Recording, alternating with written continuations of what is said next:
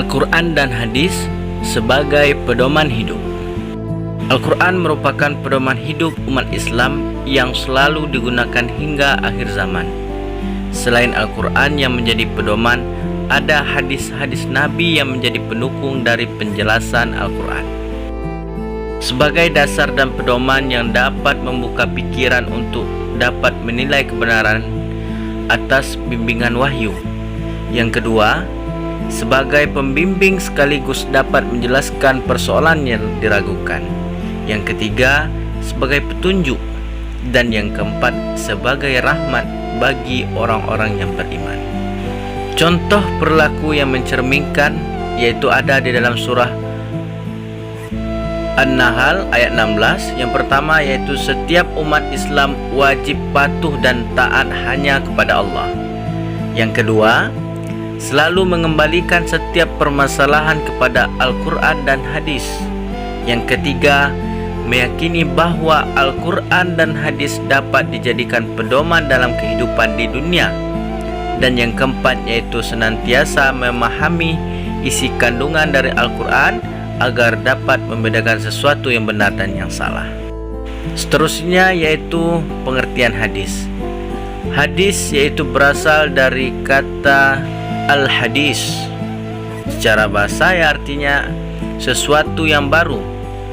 Menurut para ahli hadis, hadis merupakan segala perkataan, sabda, perbuatan, al-ihwal, kejadian, peristiwa, masalah dan ketetapan lainnya yang disandarkan hanya kepada Nabi Muhammad sallallahu alaihi wasallam. Seterusnya yaitu kita akan belajar yaitu bentuk hadis.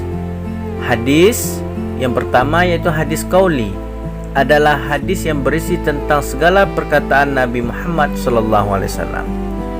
Yang kedua yaitu hadis fi'li, adalah hadis yang berisi tentang segala perbuatan Rasulullah SAW yang pada saat itu menjadi panutan para sahabat dan menjadi keharusan bagi semua umat Islam. Yang ketiga yaitu hadis takriri, adalah hadis yang berupa ketetapan Nabi Muhammad SAW terhadap apa yang datang atau yang dikemukakan oleh para sahabatnya. Penjelasan selanjutnya yaitu kualitas hadis, yaitu ada 3 bagian. Yang pertama, A. Hadis sahih. Menurut bahasa berarti yang sehat. Yang kedua, hadis hasan, merupakan hadis yang mirip dengan sahih, yaitu hadis yang diriwayatkan oleh perawi yang adil. Dan yang ketiga yaitu C. Hadis dhaif.